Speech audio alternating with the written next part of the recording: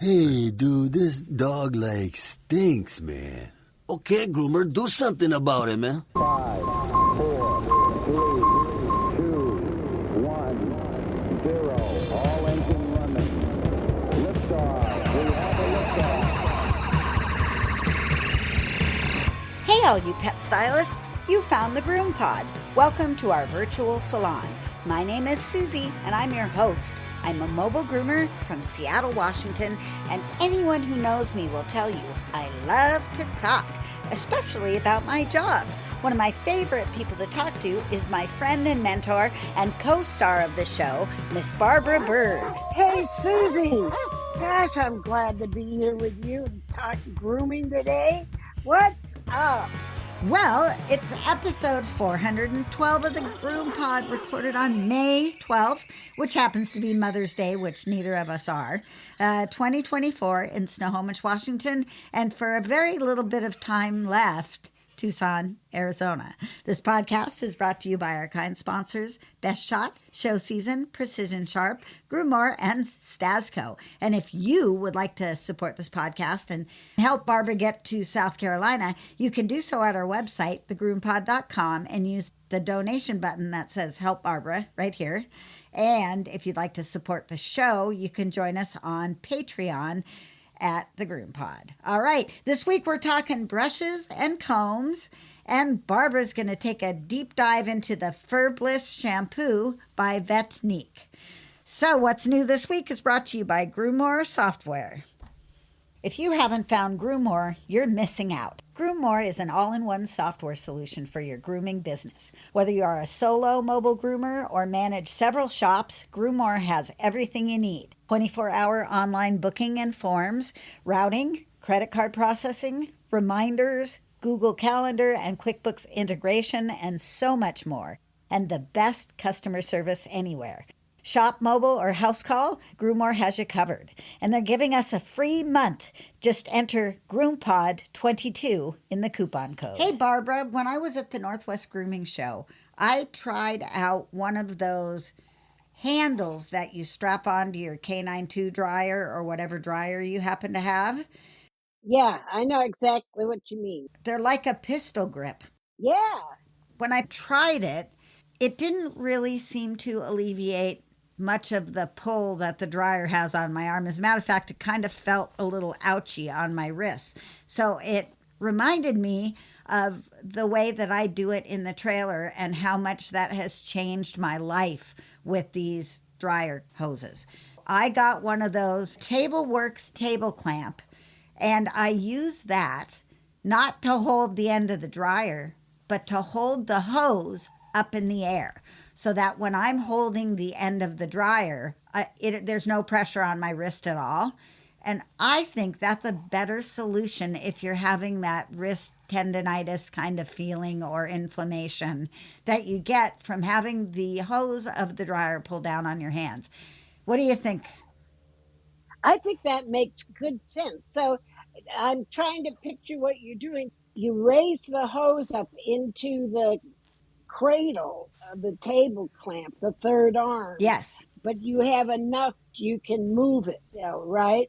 Absolutely. I leave it so that it would be accessible to all the parts of the dog while I'm sitting down in my chair at my table, but not so much that there's a loop between the cradle and the end of the hose. So it's pretty direct. Yeah. But even if there is a little loop, there's no weight on it because the hose is suspended above my head. Great hack.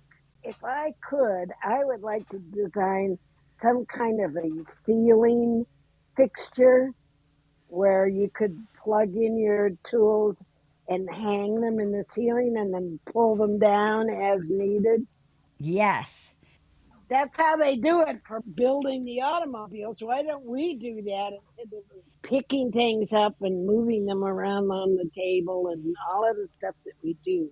You know, of course, you couldn't hang the scissors on the ceiling, but you certainly could hang the dryers and the clippers from the ceiling. Yes. At the vet hospital that I worked at for so long, in the beautiful grooming room that I helped to plan out and design, there were plugs on the ceiling so that my clipper cord plug was straight up into the ceiling instead of down on the floor. So Floor. I had that for my, oh, it was nice. It was really nice. I didn't have a retractable cord setup or anything, which would be even cooler. It'd be even, yeah, Definitely. Oh, yeah. like a spiral cord or something. Either Yes. retractable or a spiral cord that you could just pull down and snap back up. Wow. Yeah, that's Yes. what I'd like to do. But we need to talk to Curtis about that. So I think yeah, I think that's a brilliant idea. Yeah. And I don't know what I actually never looked at what the cost of the hand grip, pistol grip is. And for many people, maybe it would be better, but for me, it was actually more uncomfortable to hold the I dryer I that think way. it would be because then you have to bend your wrist back and forth. I think it would be more uncomfortable. It's going to be cooler. Yes. You're not going to have your hand getting overly heated from the burned from the heat on the nozzle, but you're going to have to snap your wrist back and forth in order to move that thing. I don't know. I wanted to try one. I think they're about $40, and I think the third arm from the table works is probably about 70 now. It's worth it though, because it's really well constructed. It's the same one as Chris Christensen at a better price because these are the people that originated it, and Chris Christensen ripped them off. As is the case with so much of the stuff in the grooming industry, so it seems. True, I know. It's not regulated. That kind of isn't well regulated. The only person that ever got in trouble doing that was Kim Laube. Oh, right. I kind of remember that. Yeah, it's pretty much what sent him packing out of the industry. Is that the Terminator people got over on him trademark infringement shit. Hey, speaking of Furminator, did you see the recall? No, Hang on. Let me pull it up then. tell me, tell me. Okay. It's the de-shedding conditioner that's been recalled. And it says we have identified the presence of bacteria in some units of this product and it may present a product safety concern. We treat any potential product safety concerns with the highest importance, blah, blah, blah, blah, blah. So it says stop selling it, take all the product out, and just contact the company. So that's what they say. So there's something nasty in the conditioner. Yeah, that's bad. Something in the manufacturing process went amiss. They either didn't clean out their equipment or their water was contaminated and sat around. Something happened that became contaminated at the manufacturer. So somebody left something out too long. Important to know, if some of you guys are using the Furminator conditioner, stop, put it away, and call the company. That's kind of bad. That's unfortunate. I feel sorry for them, but I don't. Well, it is rough. It happened to Best Shot, and it does happen. It does happen. It can happen. The best of good intentions. Things can go amiss on an assembly line. In Best Shot's case, they got ingredients into them that were not good. Yeah. I think that's what happened. Don't quote me on And that, that's people. what could have happened to Furminator. They could have Yep. had an ingredient that had gotten, especially if they have botanicals in there, that could have gotten contaminated in the transportation system, anywhere from point of creation to and actually in the fermentator manufacturing process. Can happen in transportation, can happen in storage, can happen in processing. That's the downside of water-based products, is that they're more easily contaminated. Right. Well, anything going on with you? Susie, I miss my styling, my grooming, doing my little special artistic thing. I miss that, and I miss my social life that was my interaction with my clients. You know what I'm going to say? What? Enjoy the peace while you have it, Yeah, I because know. you're about to be thrust into a social life that's very busy. Well, I can do a busy social life. My hands are thanking me, although my hands are actually still having signs of some pain and discomfort, but it's just from even being on the computer for 4 hours can cause my thumbs to start crying at me. But I miss the styling. I miss the doing it right part.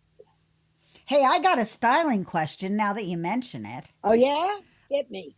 I've got a Shih Tzu, and it's the third dog with these people, and they really like the old fashioned long beard, tied up top knot Shih Tzu look. Although I've talked them out of the long beard, I cannot talk them out of the tied up top knot.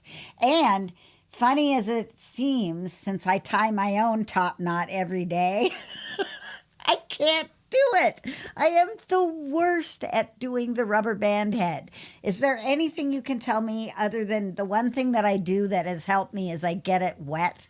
I spray the hair down a little bit and I do the ponytail with the hair damp, and that helps, but I don't know where like the borders should be, or I'm okay with gathering it up, but it comes out looking like, well, like a little girl whose mom pulled the ponytail too tight. That's because you're not using your comb to define the borders.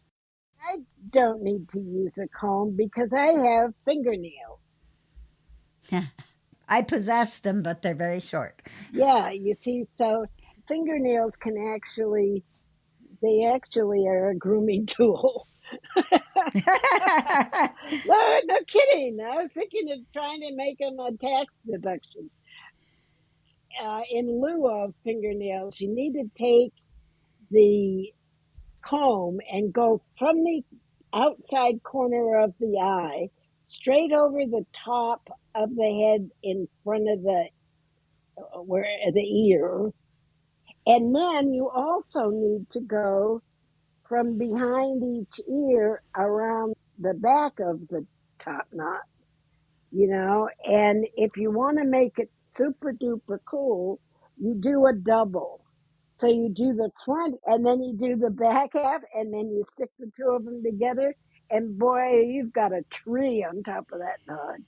But Okay, that's ponytail level 200. I'm still in the 100 level. well, I say use a comb, use a comb that's kind of wide tooth. You don't need to use a real fine comb, and just draw it from the corner of the eye to the back of the head, and then draw the other side, and then pick that up and take it across the, of course I'm doing it, I'm demonstrating, which you can't see. I'm making a mess of my own hair. Okay, so the hair that's in front of the ear, between the ear and the eye, it seemed weird, like the hair was puffing out that went down. And I mean, I gathered the hair up, but then where I combed it down, it was kind of strange looking. And I think I might not have drawn the line in the right spot. So is everything under the corner of the eye, is that what goes down? Yeah. Like a poodle face? The line that you make on a poodle face where the eye to ear, that line, then everything under it, that's my part. Well, it's higher than that. Okay. That because the poodle face is going more to the inside of the ear, and you are Okay. now going to the outside of the ear where it attaches to the head. And you want to be careful that you separate that well, because if you don't, you're actually pulling on the ear hair, trying to pull the ear hair into the top knot, which can be uncomfortable for the dog. So you have to kind of figure it and play with it a little bit. And you do one side at a time, do one side and hold it really good. And then get the other side. Boy, why am I just making my hair a top knot? Nobody in the world can see me, and my pets aren't even watching. Okay, so I think my main problem here was that I went too low on the side of the face. I agree. It sounds like go higher, go higher. Okay, what about across the back? Is it a straight line or am I kind of going Oh, it's something of a a semicircle? something of a half moon. Yeah. Yes, a semicircle back there. Okay. I think I tried to go straight. Yeah, I think there again, if you don't get it right, it can pull on the dog, and the dog's uncomfortable with their top knot and will rub it in and everything. Well, the happy news is the lady knows that I'm not good at it, and she's like a slightly better than me. So we use a fluffy hair tie. We don't use anything that she can't rub out. If yes, so I mean, we take the precautions because I'm still trying to get it figured out, and she is kind of just average, but she loves the look. Yeah, I like that look too. If I had a Shih Tzu, listen, I let my male Maltese have a top knot for like 10 years before I just cut it off this summer. Like, it was a part of his look. It was a part of his personality. He could tell he was okay with it because that was something that he would let you do any time, was do his top knot, because it helped keep the hair out of his eyes. So they like Yeah, that. it's a Yeah. cute look. I agree. Why don't we take a break? And since you brought up the topic of combs, we'll do combs and brushes right after these important messages. Did you know that Stasco has come out with a couple of new products? First, there is the Stasco Oatmeal Protein Conditioner. This conditioner provides exceptional body and manageability and super shiny finishes. And it has a wonderful apple scent that I love. Great in the recirculator, too. And they have a new matching protein conditioning spray, dematting, anti-static conditioning, and finishing all in one, just like the original Stasco spray, but with that delicious apple fragrance. Look for these new products at trade shows and your favorite distributors like Cascade Grooming Supplies.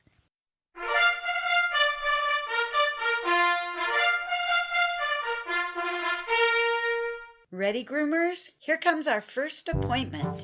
Okay, Barbara, let's talk brushes and combs. Let's start out with brushes, and let's even narrow it down a little bit more. And I divided it up into a few groups here. And I've got slicker type brushes, pin type brushes, bristle type brushes, and then down in its own little category is the Pinello brush comb. It is in its own category. Definitely. Well, let's start up with the dreaded slicker brushes. And I had some fun the other day with my camera, and I took some pictures of some of the slicker brushes that I have in my arsenal. And I was extremely surprised to see my Le Pooch brush had little knobs, actual visible little beans on top of the metal pins. I didn't realize they were that well protected, and by golly, that is an 11-year-old slicker. So is this like a 10 times magnification photo or something? I don't know how many times I ended up magnifying it, but yes.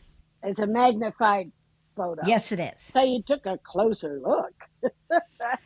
I did. I remembered you saying we should all be doing that. We should So I all be did it. doing that. We should be taking a closer look at our tools to see what is possibly snagging hair, and especially if coating wears off of combs, and if the pins get bent up.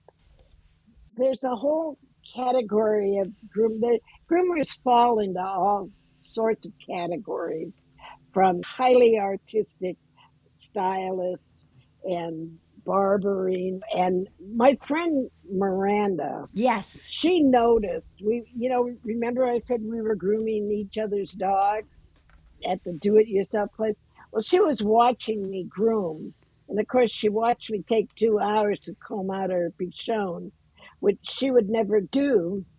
And then she just wanted to attack the hair with her big curved slicker brush with bent out pins. I Yikes. mean, the brush looked horrible. And I thought, ah, owie, hi, yikes, yikes for the coat. Because if you're clipping dogs down, it doesn't make so much of a difference.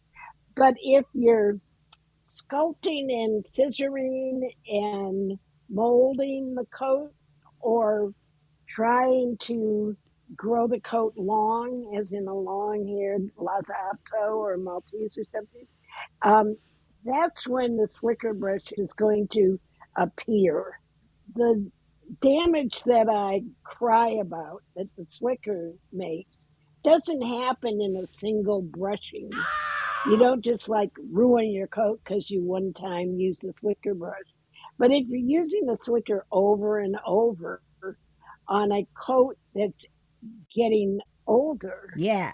it's staying there for like 7 years or so, that's when you're really in danger of having accumulated damage from a slicker brush or just improper tools that snag the hair cuticle and poke the hair cuticle and make holes and scratches and crevices and cracks and crevices on your surface of the hair.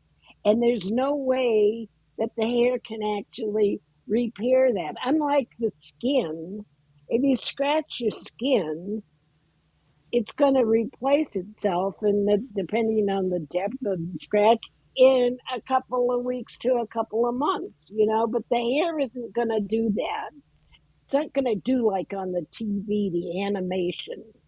It's not really going to suddenly come all together and look pristine and new again. The best you can do is to kind of cover it up and temporarily fill in all of those cracks and crevices, and the hair will be more slick and smooth and easy to groom and beautiful. And then that stuff will wear off and it'll look fuzzy and frizzy and whatever again. So, am I making any sense, or I'm just rambling? No, you are totally. And I really find that the flexible head adds Yeah, to the versatility of those little slicker brushes. I also use a small one, I don't use a big one. that's another difference between get it done groomer. The get it done groomer wants the biggest brush, the widest blade. They want to do everything with a minimum of motion. Does that make sense? Makes sense. Yeah. That's how Miranda grooms. She just says, I admire your artistic work, but my focus is get it done. We're in it to make money. So having a specialty like that is perfectly acceptable. There's nothing wrong with that. There is nothing wrong with get it done grooming. There's nothing wrong with using wide blades on smaller dogs. Whatever floats your boat. And you've got to remember that tools are also somewhat individual choices. I'm remembering a message we had on the Facebook group of someone in another country, a groomer in another country was looking for a protected pin slicker and couldn't find one with a handle that she liked. Well, there's a trade off. There's a trade off in everything, tools and equipment and engineering always involves trade offs. So sometimes you like lose the handle that you love, but gain the brush that you love. And so it's like you have to keep searching for what you want on both sides of that equation until you find something in the middle, or you find a way to wrap the handle so as it's more comfortable in your hand. You know, with the handle, for me, more of a difficulty is the length of the handle because I do some low hanging dogs, and getting that brush underneath some of them can be a real challenge. I found a little puppy brush that I use to get under the bellies of those little low hanging Shih Tzus. And that's been helpful. But oftentimes I wanted to cut the handle off of one of my lay pooch brushes and use it with a shorter handle so I could get underneath the belly. But I think the idea is you have multiple tools. Sort of want a palm brush, right? With a strap around your hand. Yeah, a palm brush, but there isn't a palm brush slicker that I found. There are palm brush bristle brushes that are good for terriers. Let's talk about bristle brushes because we don't use a lot of them anymore. I think they used to be more prevalent. They did used to be more prevalent, and they still are prevalent in certain circles.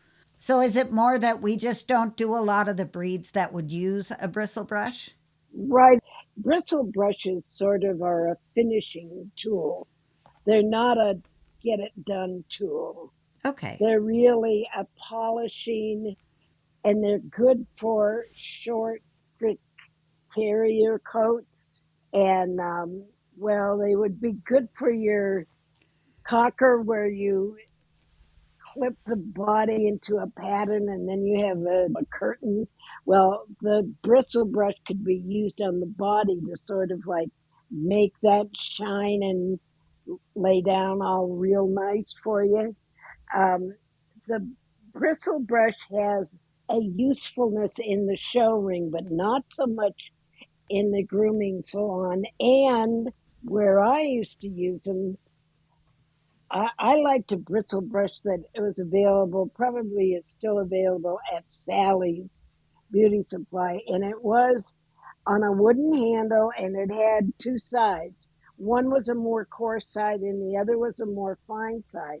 And I used to use that a lot on terrier jackets that I cleaned with dry cleaner, Sure. the powdered or the spray dry cleaner.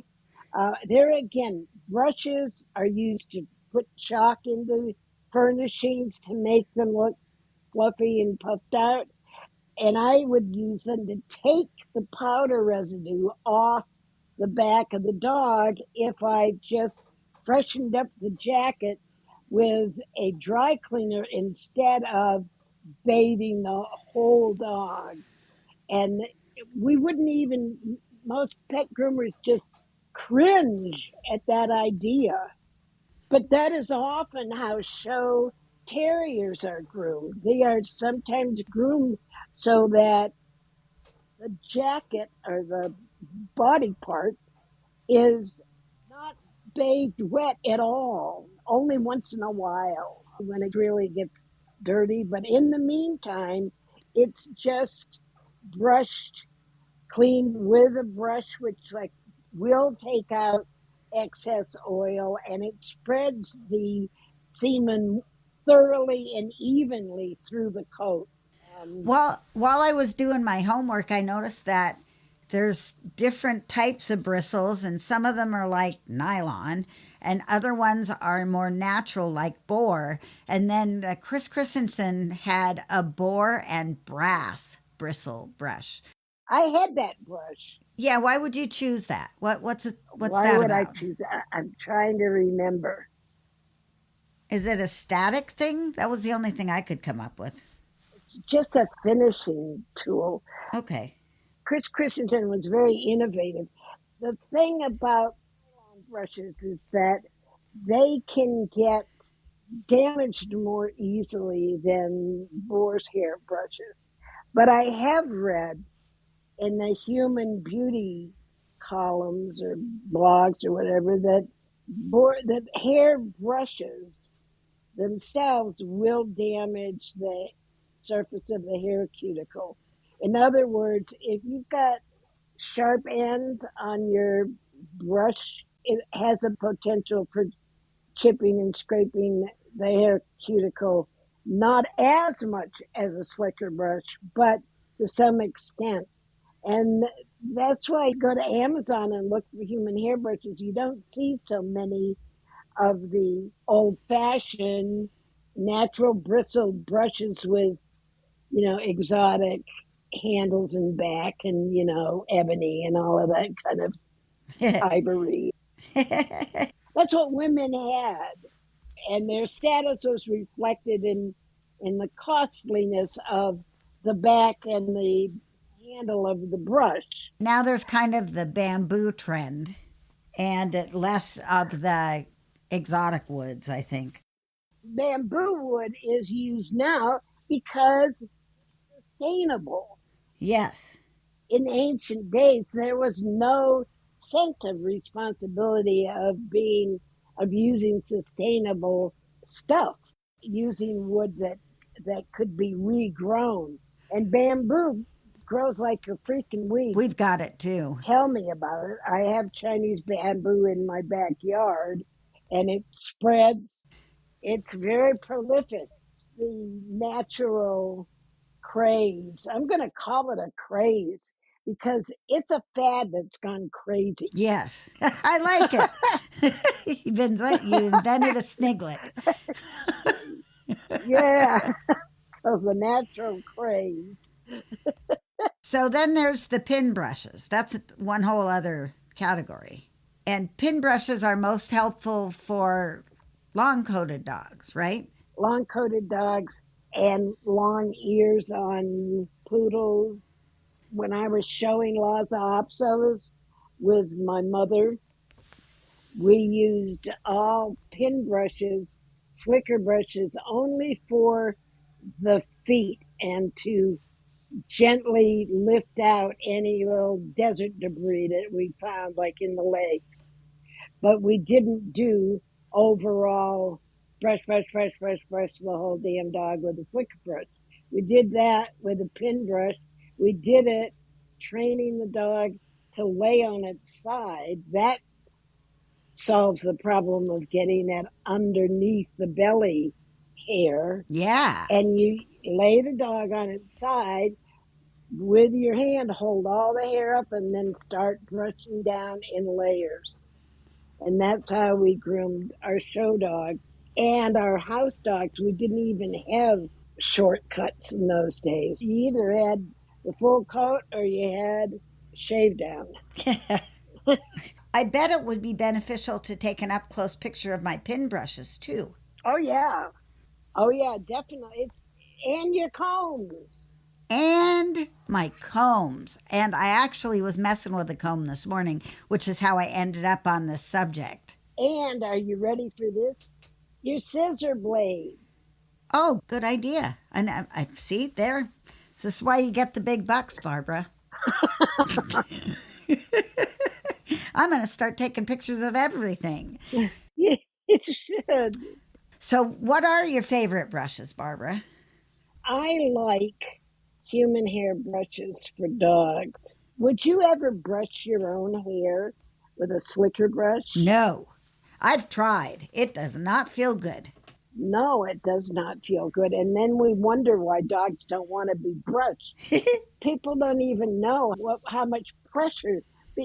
People think that you don't need any instruction to properly brush a dog, and that is such a misstatement.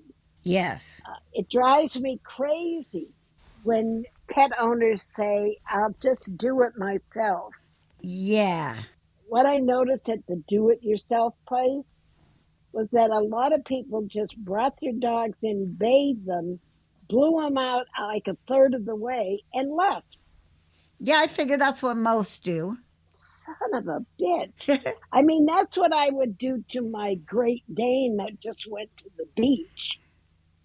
But it's not what I would do for my border collie. And that's what I see them doing. And the one time that I tried to team up with a local do it yourself place and do grooming lessons at the place, Yeah. and it lasted one time. Really? No, it all blew up over the matter of combing Oh. because every single person, there was about 5 people showed up, Every single one of those dogs was matted, and every single one of those people didn't want to deal with it, Surprise! didn't want to, quote, hurt their dog. Oh, I could never do that, But they expect us to. but they expect us to, right? It's sort of like out of sight, out of mind. You know what I mean? Yes. Just don't do it in front of me. I still do believe that it's possible to brush out a lot of tangled fur if you know how to do it and you've got the right tools and products, but it takes time. So back to my brush. Okay, so this is called Ninabella organic. I don't know where they get that. It's fucking plastic. Organic detangling hairbrush for women, men, and children, and I would say, and dogs. Does not pull on hair. Straightening brushes for straight, curly, and wet hair. Unique spiral hairbrush. So it's like the movable fingers brush, except that it's a spiral that starts with a small oval in the center and has then increasingly larger size. And all of those ovals are movable and they move as you work the hair through the coat. And the pins are nylon and beaded. So they have protected tips and they're very flexible and the whole back of the brush is flexible. So there's a lot of flexibility there. You're not going to undo a horribly matted coat, except I can work coats on my Maltese with this brush that they wouldn't let me do anything else with. I also discovered that one of my two cats loves to be brushed with this brush. Wow. And she comes to me when I'm sitting down and sits in front of my legs and asks me to brush her. Huh. She will stay there turning around, leaning into the brush, and just getting brushed. I can do 15 minutes with her. She just likes it. And today I was doing my little Maltese who hates grooming. I mean, she screams and she jumps around and she just like acts like it's murder.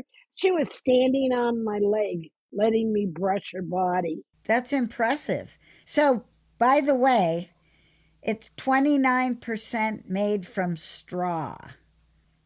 It's called bioplastic, made from Oh, straw. cool. Okay. Yes. All right. Well, good for you. So that's the organic. Yes. They just got to get there, don't Yes, they? Got to they get to they organic. do. It's affordable too. It's $7.49 right now. $7.49. You can buy four of them. Yes. I have one for myself and one for my pets. And I use it. Yeah, here I'm seeing on the packet that it's bioplastic. It's kind of cool. It's a brush that not too many dogs are going to hate it. You know, it has very good pet acceptability. And therefore, it's an excellent brush to recommend to clients because they can't hurt the coat and they're not going to hurt the dog, and the dog is not going to hate them for using this brush. They might not do the perfect job because a perfect brush out includes a comb out. Yeah, definitely. Bad news, a comb out. I've got a similar brush that has fingers instead of a spiral pattern. It works pretty good. Yeah. I think you sent it to me. Yeah, we loved the finger brush at the shop. Yeah. And I used it up until the time. Well, I would still use it at the shop. It has a little stiffer. It has a little bit more oomph than this Ninabella, but uh, for $7.49, this is something they have in your toolbox. Yes. You know, it's something. It's something to be able to draw on when you get. It's so good for puppies and pets that are just starting their grooming life. Yes. Like It's a good break I in. A hate to good, shock you, good break them in. Yeah, good grooming acquaintance brush yes. because they're not going to hate it. It's and it comes in really a nice assortment of colors, Yeah, really good assortment of it colors. sure does. So, like I have the kind of orangey red one for the dogs because I can find it in my clutter. I have the blue one for me because that's just what I got first. Yes. That was the only color that was available at the time. But it's a it's an interesting brush. Um, I Well, do you want to hear about my favorite brush? Don't poop there. Really? okay, I won't. Uh, no. Yeah, what's your favorite brush, Susie? My favorite brush isn't a brush at all. My favorite brush is the combo Panella brush, which is a kind of a brush and it's also a kind of a comb. I love the Panella brush. I use it on so many dogs. I use it on de-sheds. It encourages the hair to drop out while I'm brushing. No, while I'm drying. And it's just a fantastic brush. It has canicular, cone shaped, that is, bristles. They're not really bristles though, because they're solid. It's solid plastic or something, silicone plastic, something like that. And it just works magic. And it comes in a lot of colors too. That's what sparked my memory. So you've got one of these. Oh, I've got two or three. Um, and I love my Panella. I had something of a time getting my staff, my bathing staff, to use it because they wanted to go for something bigger. Right. But this is it's a good tool for doodles. It's a good tool for doodles because it'll get through thick hair and it will untangle hair without a lot of discomfort. Again, that's my main thing.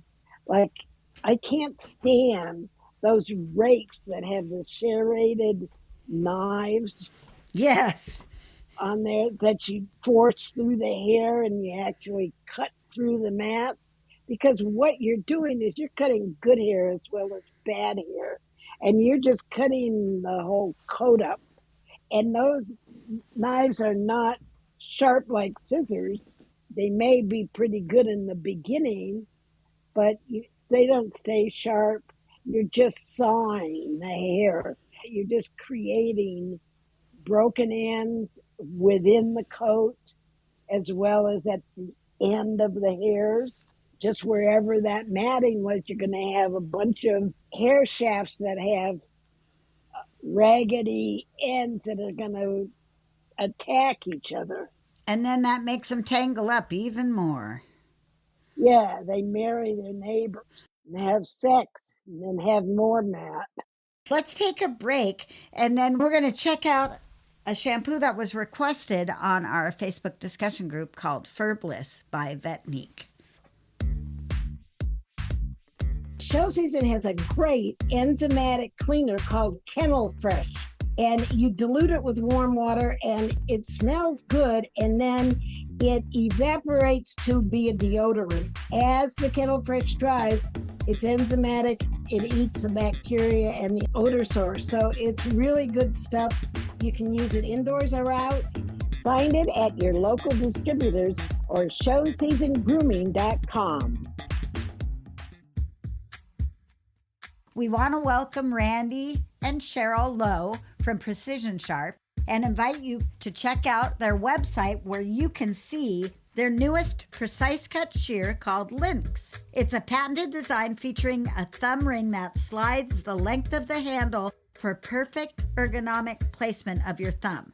Slide it and lock it into position to get your best groom on. Check it out at PrecisionSharp.com. Groomers, take your seats. It's time for B-Bird's Classroom. Kelly Halteman asked us to take a peek at this shampoo called Furbliss by Vetnique that she was brought by a client whose vet recommended it. So, Barbara, give us the skinny. Well, I had an interesting journey with this shampoo and with this brand. The Vetnique Labs has many brands, and they also make and sell the stuff for restoring anal gland function. And so at first I thought, this looks like it's made for marketing to vets to market to their clients. When you're doing a hypoallergenic shampoo, the main edict is do no harm. Right. That's the whole medical profession main rule. And it applies to the vet profession. Do no harm, and your hypoallergenic is going to cause no allergic reaction. So I looked at it, and it seems to be pretty good. It seems to be something that vets could probably trust to be used without causing huge problems. Although the raspberry seed oil that it used, raspberry seed oil is good for the skin, but it can be an allergen if the animal is allergic to raspberries. Now, I haven't heard much about raspberry allergies, so I'm not worried. And I would use this shampoo. If an owner brought this to me, I would use this shampoo. Whenever the owner brings me something from the vet, I use it.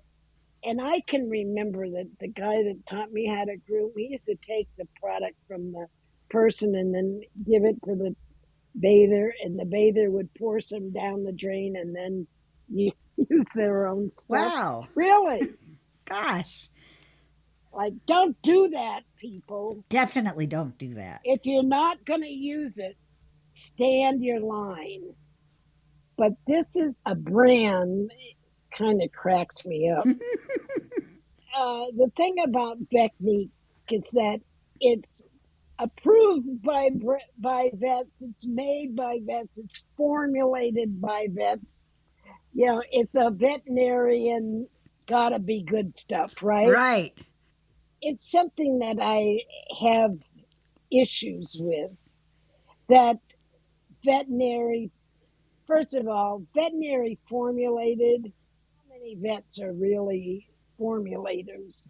Well, Not your average. I was thinking they just probably You know? bought a formula.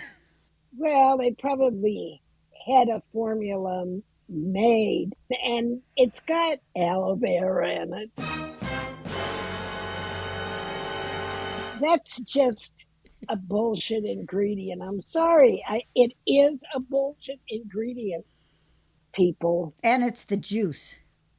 Vera juice. Well, aloe vera juice is just reconstituted aloe vera powder. Ugh. You know what else it has in? Are you ready? What? Methylchloroisothiazolinone. Good. I just wanted to say that Good. because I can now. Yes, I'm so proud of you. I'm pretty proud of myself. Proud of you. Yeah. You know, it's got the old methylchloroisothiazolinone and methylisothiazolinone. MCI/MI is how the trade knows it. Okay. And that's their preservative. And in some allergic responses to one of those. Okay, I'm just going to fudge a little bit. I'm not sure if it's the methyl chloro or the methyl not chloro, the, the MCI or the MI, but one of those has been on the allergen hit list somewhere along the line. The thing of it is, in preservatives, it's so little. It's really very little, but it has another kind of, it has another ingredient that caught my eye. It has this hinokatiol, a molecular substance from the Japanese hinoko tree, and it is a very powerful antimicrobial. Oh, It's kind of listed here along with all of the good additives like chamomile extract, aloe, safflower oil, jojoba oil, raspberry seed oil, and in the middle of that is hinokatiol, which I had to look up, and like, why? I don't know. And the other thing is that it's just one more thing to protect against microbial contamination.